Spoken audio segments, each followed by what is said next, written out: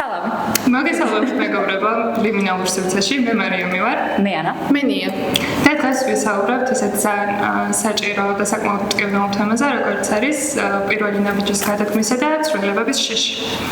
ოღონდ უშუალოდ სანამ ამ თემაზე გადავთ, გვინდა დავხსნათ ლიმინალი საიდან მოდის სიტყვა, რას ნიშნავს და რატო ავირჩეთ ეს ხელი. ხო, უშუალოდ ლიმინალის ფსიქოლოგიური განმარტება ესაა მდგომარეობა, პერიოდი, როცა საკუთარ თავთან განმარტოვდები და თვითდაკვირვების ფონზე ამოტივტივებ ისეთ რაღაცა ფაქტორებს, როგორიცაა ისეთ, მაგალითად, ვინ ვარ, რას წარმოვადგენ და რა მიმართულებით მინდა შევცვალო. ხო, რა მიმართულებით მინდა შევცვალო ჩემი ცხოვრების ტრაექტორია. თუმცა ეს პროცესი მტკივნეულია, კომპლექსურია, მაგრამ ამავდროულად ძალიან დადებითი და მნიშვნელოვანი, იმიტომ რომ გადიხარ რაღაც გზებს, რომელიც შენს პიროვნულს დასამსახურება რა.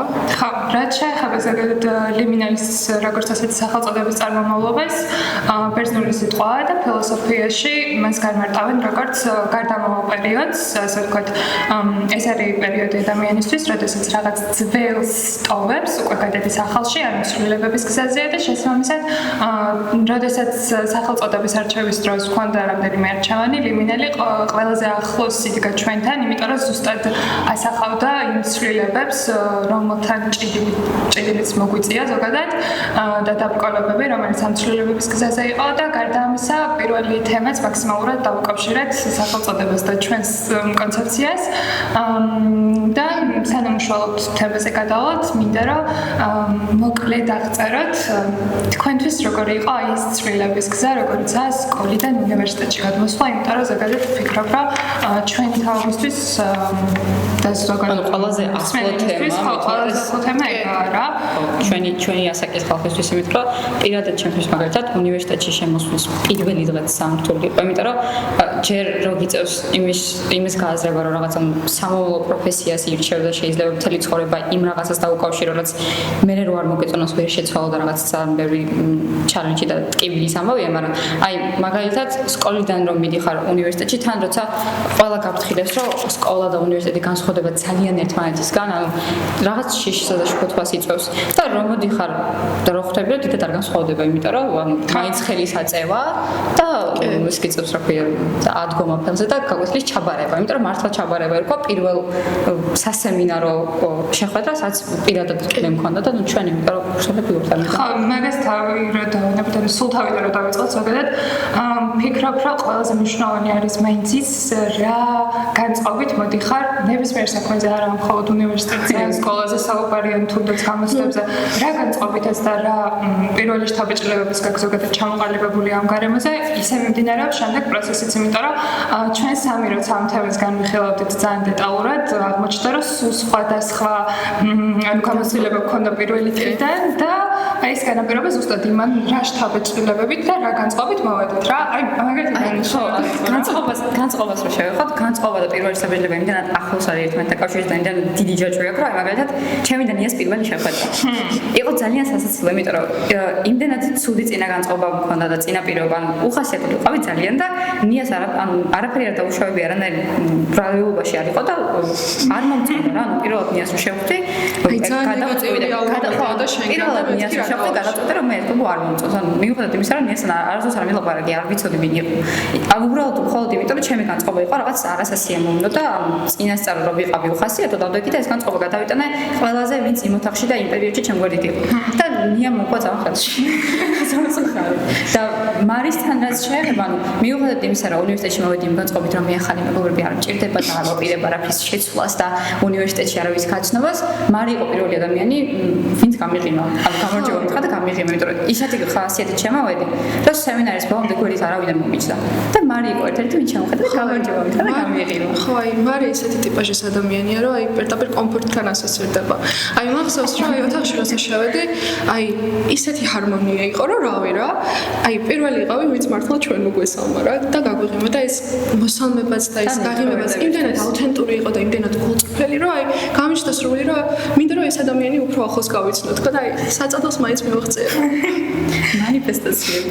ზოგადად ჩემი აზრით ეგ ზუსტად რა შაბეჭლებას დაგიტოვეთ პირველად იმით იყო განპირობებული რომ უნივერსიტეტში რომ მოვდიოდი ჩემთვის უნივერსიტეტი თავიდანვე იყო ასოცირებული იმასთან რომ აი როგორც იქნა მიზანს მივაღწიე მოვხვდი იქ სადაც მინდა რომ ვიყო ვარ გრანტით და ჩემთვის იყო შეიძლება არა იმდენად სიამაყის მაგრამ რაღაცნაირად ძალიან კმაყოფილი ვიყავი საკუთარი თავით და პირველად რომ მოვედი მიუხედავად იმისა რომ ძალიან ინტროვერტი ადამიანი ვარ და მანამდე მქონდა ძალიან ცუდი კომუნიკაციის პრობლემები იმიტომ რომ ეს ახალ ადამიანებთან გაცნობითი შეხვედრები იქნება და თუ რაღაც ძალიან არაკომფორტულად გრძნობდი თავს და მერჩვენა რომ ჩუმად ყოფილიყავი ჩემთვის და ეხლა რომ ვიღაცამ გამიცნოს და ესეთ რაღაცა რომ მოვუყვა შეიძლება არც დაიჯეროს რა იმიტომ რომ სულ სხვა ადამიანი გავხდი უნივერსიტეტში იმიტომ რომ პირველივე დღიდან მქონდა ის განწყობა რომ აი ახალ ადამიანებს გავიცნობ ახალ ცვლილებებთან შევეცდები ხო რა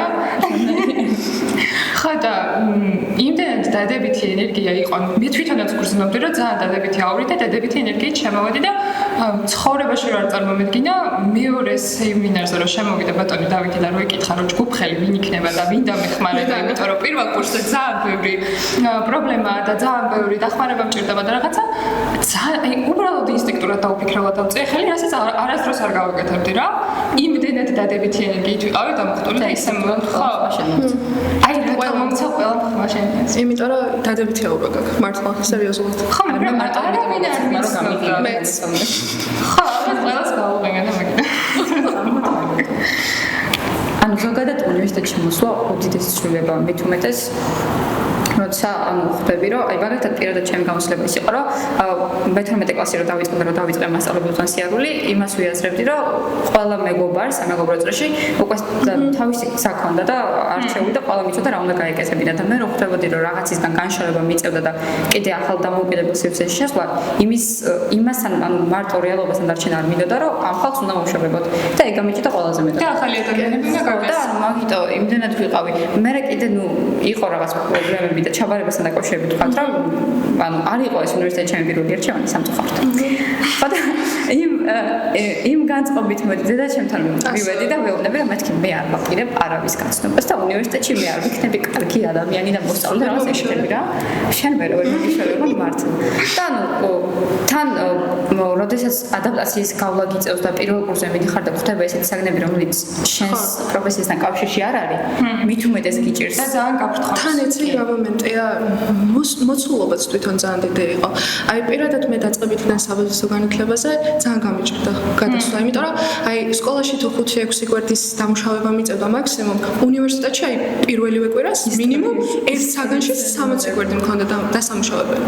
და ანუ ეს მხოლოდ ინტელექტი არაა დამოკიდებული. შინაგანი მზაობაც უნდა გქონდეს გამომუშავებული.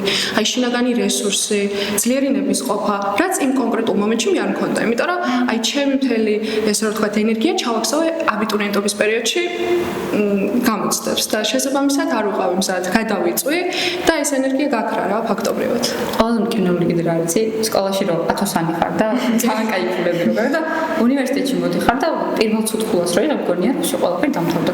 ანუ ჩემთან პირადად ეგეთი გამოსვლები იყო, იმიტომ რომ სკოლაში რომ კარგი მოსწავლე ვიყავი, აქ პირველი დაბალი შეფასება რომ მივიღე, მეგონა რომ არაფერს აღარ ვარგოდი. ანუ მეგონა რომ სახელი უნდა ჩავიქნიო და ვერაფერს ვეღარ ვისწავლე. თუმცა ნიშანი არ მიცლავს. მით უმეტეს ნიშანი არ განსაზღვრავს ერთია, მაგრამ რო ხედავით რომ რაღაც შეფასება გიწერია, ის მაინც უდად მოქმედებს.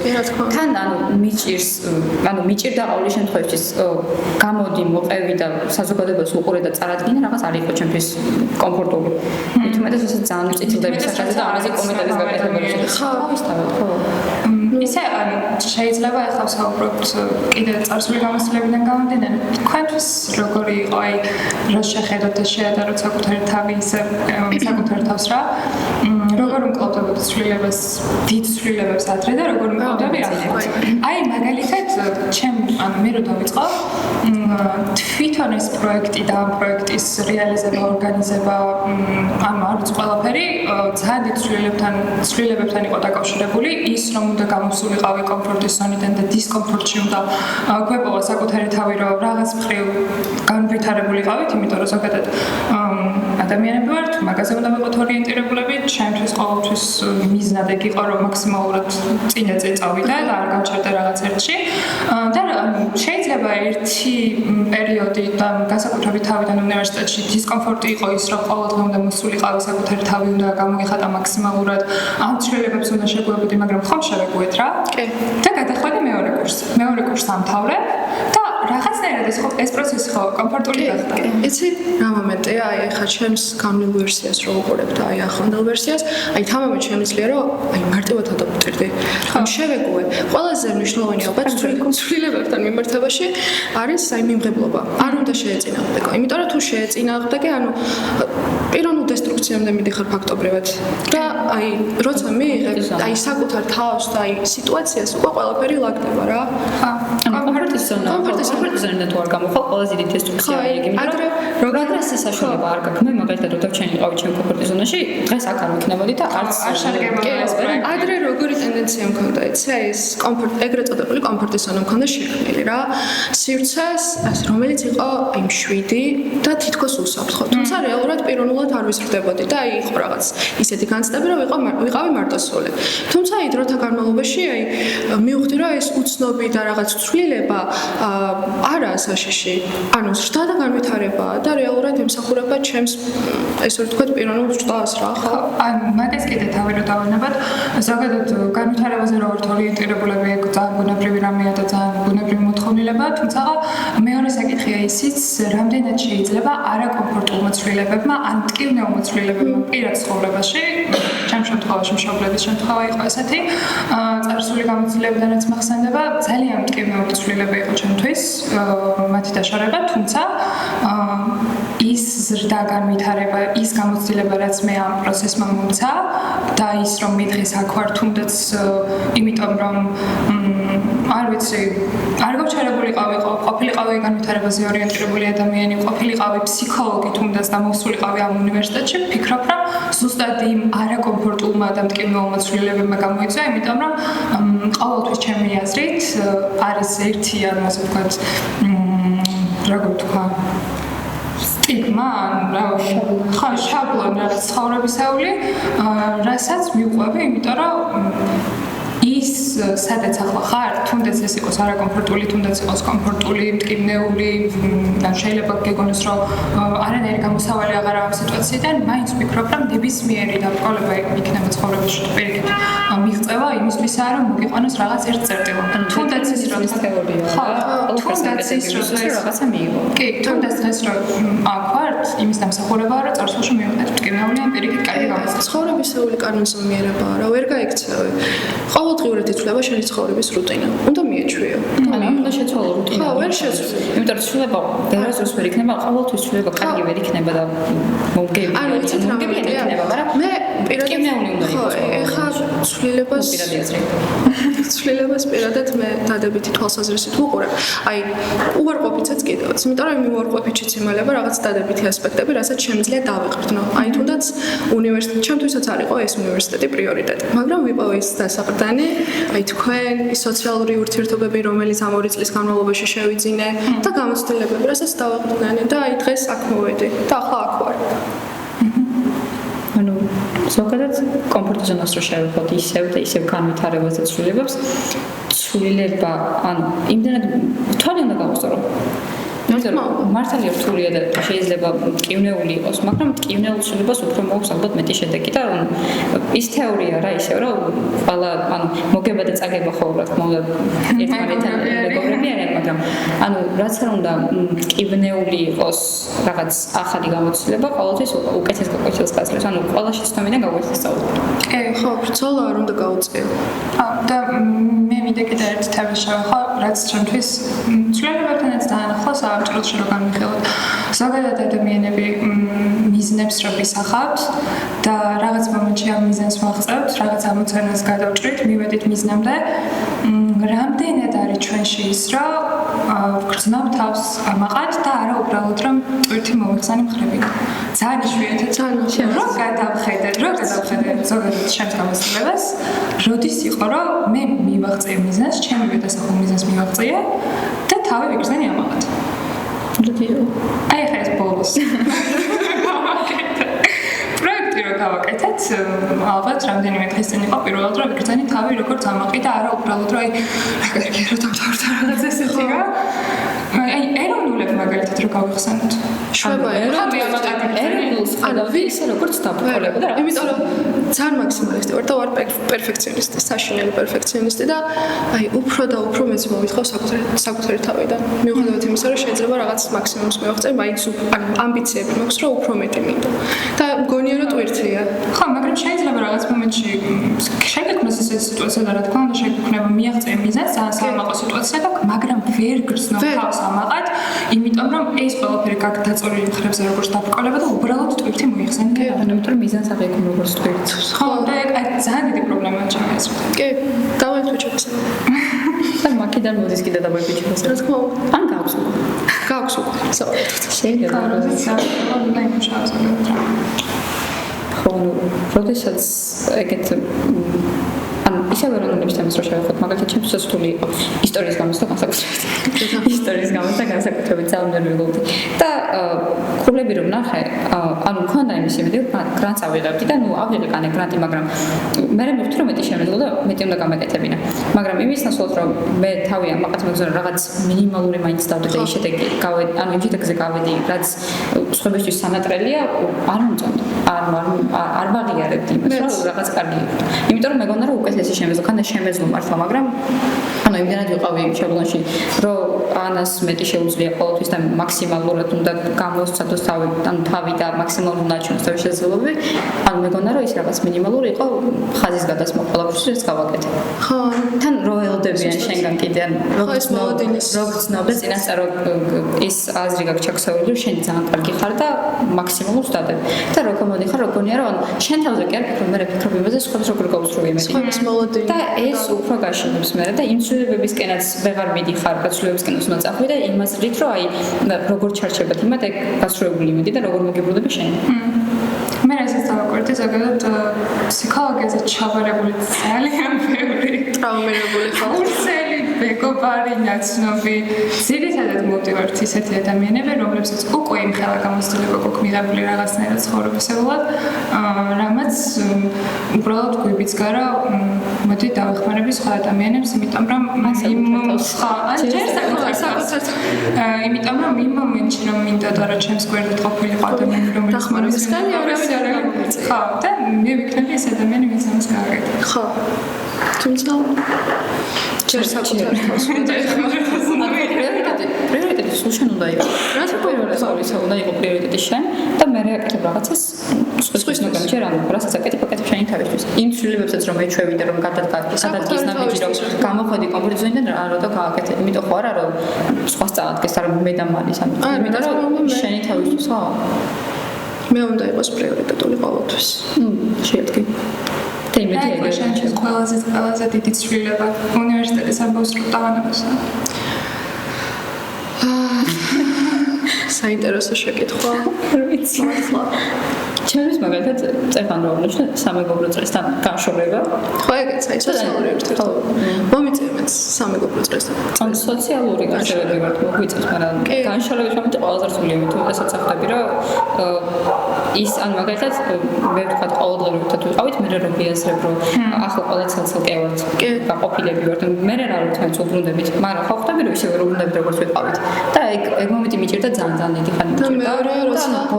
ეს ბოლო პერიოდია გავესწრა, ანუ მართლა ლიმინალური მდგომარეობაში ვიქნა გამომდინარე, რომ წარსულს მოვშორდი, მაგრამ კარგად ვერ გადავდივარ ჯერ მოვალშან გაჭედილი ვარ შუაში რა. ზოგჯერ იმდენად ნოსტალგიურად შემოწმება ხოლმე ეს მომენტი, რომ ჯერ კიდევ ვერ შევეგვი მგონი ცვლილებას ეგრევე წერილ, მაგრამ ხვდები რომ არა, კარგად მივდივარ და ეგრე უნდა გავაგრძელო. და ძილით ვერ უშველო ყველაფერს. ძილი თვითგადარჩენის მექანიზმია. ხო, მაგრამ სიზმრებში რომ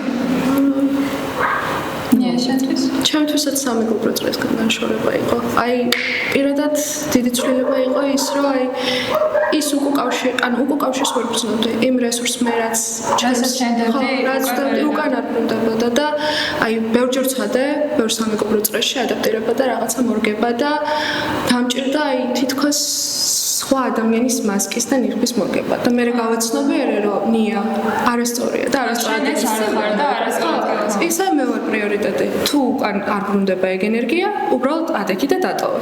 ხო, ოღონდ და ყოველთვის მოხდეს ამ მე მგონია რომ სანამ რაღაცას მიატოვებ და სანამ დანებდები უნდა ცადო და მე მივხვდები იგერს თუ არა დანებები მე მქონდა ძალიან მტკივნეული გამოცდილება მეგობრის მხრივ რომელთანაც სკოლიდან ანუ ერთად ვიყავით უბრალოდ ფიქრობ რომ ჯერ კიდევ ჩვენი განუვითარებლობის ბრალი იყო ან ინტელექტუალური მომწიფების ბრალი იყო რაც მოგვივიდა თუმცა როდესაც ადამიანებს ზოგადად მეგობრობის პასუხი გაარა როდესაც ადამიანი არის ძალიან მტკივნეული დიდი ცვლილების წინაშე და ამასთან გამკლავება უწევს ყოველდღიურად და ძალიან ძაფრად და როცა გვერდით სჭირდება მეგობარი რომელიც დაეხმარება უბრალოდ მოусმენს დაელაპარაკება არ ვიცი რჩევას გასცემს ანუ უბრალოდ მოусმენს მეტი არაფერს არ ეთქვა შენგან და მისგან იღებ კომენტარს რომ იცი რა მომფესრდი და იცი რა მოდი ჩემსაც ვილაპარაკო მოდი ჩემს გამოგონილ ამბებსაც ვილაპარაკოთ მე რატომ ვილაპარაკოთ ჩემ პრობლემებზე მხოლოდ ესეთი რთული გამოცდილების მერე ადამიანებთან ჩემი გადმოსახედიდან ადამიანებთან კომუნიკაცია იყო და ახალი მეგობრების შეძენა იყო ყველაზე რთული პროცესი და განსაკუთრებით როცა პირად ცხოვრების შესაძლებელი დაბრკოლებები გაქვს და თან მეგობრებიც უკვე აღარ ყავს გვერდით იმიტომ რომ შეაწუხე მარტოობის განცდაგეუბნება ეს იყო ჩემ ცხოვრებაში ის ცვლილება ის ყველაზე დიდი ცვლილება რომელმაც ალბათ რო არ ყოფილიყო ვერასდროს ვერ გამზრდიდა ამ თანამდე და ვერასდროს ვერ ვიქნებოდი ის ადამიანი რომელიც ვარ თუნდაც ის დადებითი ენერგიის მქონე ადამიანი რომელიც პირველი დღე მოვიდა უნივერსიტეტში და ყველას გავუგებია სხვათა შორის აი ჯანსაღი პლატონური ურთიერთობის დეფინიცია არ უწოდეს სანამ თქვენ არ გაგიცნობთ ეს მართლა უნდა აღნიშნო აი სულ აი ბევრი სამეგობრო წრე გამოცვალე და ყველა ტოქსიკური ადამიანი ნუ ეს ალბათ იქიდან გამომდინარე რომ ჩემი თვითშევასება იყო და ეგეთი ურთიერთობა დღემდე მაქვს დღემდე გაქვს კი მყავს ეგეთი მეგობარი რამდენი წელია დიდი ხანი ძალიან დიდი ხანი მოდივართ ერთად და აი მაგ ადამიანთან ძალიან თამამად შემიძლია ნებისმიერ პრობლემის გაზიარება მიუხედავად იმისა რომ არც არ მიყვარს ჩვენი პრობლემების ხვალ ხო ეს რა ხვალ პრობლემაა რომ უბრალოდ შემდეგ ეპიზოდში პრობლემების არ გაზიარების საკითხი ებედა ისე როგორ უყავდებით ახლა აი თვითონ ცვლილებას აი რამე სტრატეგიები გაქვთ გამომუშავებული კონკრეტული რამე ხო რა კონკრეტული აღარ მძინავს არ მძინავს აღარ მძინავს აღარ პრობლემას უყურებ პირდაპირ და ვცდილობ ყოველი შემთხვევაში რომ თუ ვერ გამოდის და არ გამოდის მე ვიცინებ თუ მაინც არ გადაუჭერი პრობლემა იცი არ გადაუჭერი პრობლემა ჯერ არ ყოფილა სხვათა შორის და დიდად პრობლემებს დროს არ უნერვიულობ ისე რომ რაღაც ისეთი პრობლემა ანუ ნახე მინიმალურ პრობლემაზე უფრო უნერვიულობ ვიდრე რაღაც ესე ეს ნერვიულობა არაფერს არ მოიტანს მე აი ამ შენგანი ბოლოს ცვლილებასთან მაგალითად ჩემი გამკლავების გზა იყო ის რომ ყავდა დასაყრდენი კაიო არ დასაყრდენი ყველას ყავს არა ან იმედია ყველას ყავს ეს ვერ იტყვი რა შეიძლება ძალიან ბევრს კონდეს სოციალური ურთიერთობები ძალიან კარგი ჩამოყალიბებული სამეგობრო წრეები და ასე შემდეგ მაგრამ ვერ გრძნობდეს მათგან ისეთ და იმ ხელა მხარდაჭერას რომ აი მაქსიმალურად დაიწყოს ესეთი ცვლილებების გზაზე ესეთი განვითარების გზაზე და თქვას რომ აი მე მაგალითად მარტო რომ ყოფილიყავი ამ პროექტს ვერ ჩაყალიბებთ ვერ გავბედავდი უბრალოდ ჩემი გამბედაობის დონე იქნებოდა იმდენად დაბალი რომ იდეურ დონეზე დარჩებოდა და გასრულდა რა იმიტომ რომ ეს ცვლილებაც ახლა არ არის მარტივი ჩემი სტრატეგიები გამომუშავე რა აი დავიწყე მედიტირება მეგობრებო ჩემი მედიტირება ძალიან ჭირს ფოტოებს მართლა ფოტოებს ძალიან არა მე არ ვიცია ხო დავიწყე დღიურის წარმოება მე ვარჯიში დავიწყე ვარჯიში მე დავიწყე ვარჯიში იმიზნით დავიწყე მე ერთად დავიწყე ვარჯიში მე არ ვიცი აი ფიზიკური ფორმის შესწრის გამო კი არა აი უბრალოდ მინდა რომ იცხოვრების რუტინად მეკცე იმიტომ რომ ჯანმრთელობა ძალიან პრიორიტეტულია კი მესამე იმიტომ ხარ დაიწყე რომ მე რო დაბერდები ინვესტორი არ ხო აი ეგეც არის ხო კი რა თქმა უნდა ცხოვრების რუტინა რომ აი ინვესტორი არ გავხდა რა მე გაიგო რა თქვი ხარავე კიდევ ესეთი ოქროს წესი ვისწავლე რა ყოველდღიურად აი ცილის წინ ვკითხულობ 10 გვერდ წიგნს ეს ატომური ჩვევებიდან წავიკითხე ჩემო ძმამეთში ჩემო ძმამეთში ხუჭა. შარავ თუ ხუჭა რა. ხო და აი ძალიან მნიშვნელოვანია, იმიტომ რომ გონებრივ შესაძლებლობებს ხო ავითარებს, ჩაძინების პროცესსაც ავითარებს. კი, იმიტომ რომ ტელეფონში შევდები. კი, და პლუს ამას აი 1% წლის ბოლოს უკეთესი ხარ აი წინა ვერსიასთან შედარებით და აი გრძელვადიან პერსპექტივაში ჩვევაც ავტომატიზირდება და ძალიან მნიშვნელოვანია ფიქრობ. აი კიდევ ცვლილებებთან დაკავშირებით ეს თავმატებით, აი მაყურებელს რა მესეჯს გაუგზავნით? იმ მესეჯს, რომ კომფორტ ზონიდან გამოსვლა არის აუცილებელი და ცვლილებებს და ნებისმიერ სამის პრობლემას უნდა შეეჯახო და შეეჯახო პირისპირ. ხო, იმიტომ რომ კომფორტ ზონიდან ვიტყოდი, რომ რამდენი ხანს არ უნდა ვიყურებოთ 1 საათი, 2 საათი წინასწარ. რა აქვს მნიშვნელობა? ადამიანს თუ არ აქვს შინაგანი მზაობა, იმისთვის რომ ადგეს და უბრალოდ გაითავისოს ის, რასაც ისმენს, შეიძლება ამჟამად, შეიძლება მეგობრისგან, შეიძლება თანამშრომლისგან ვიღაცა. თუ შენ არ გაქვს შენი შინაგანი მზაობა, იმისთვის რომ მოისმინო ამით და არა მხოლოდ და შეეჭიდო რეალობას და შეეჭიდო რეალობას ის, რომ განვითარების გარეშე უბრალოდ არაფერი და არანაირი და პლუს ამის მოქმედებაც ძალიან მნიშვნელოვანია, იმიტომ რომ ეგ თავისთავად იაზრებდა და მოქმედად იყო ცვლილება ესე არ მოვა რა. ხო, დიდეულ დონეზე ვერ იქნება. პროგრესი ვერ იქნება. ხო. აი, მგონი სულ ეს იყო ხო? ცვლილებებზე რაც განაცხადა.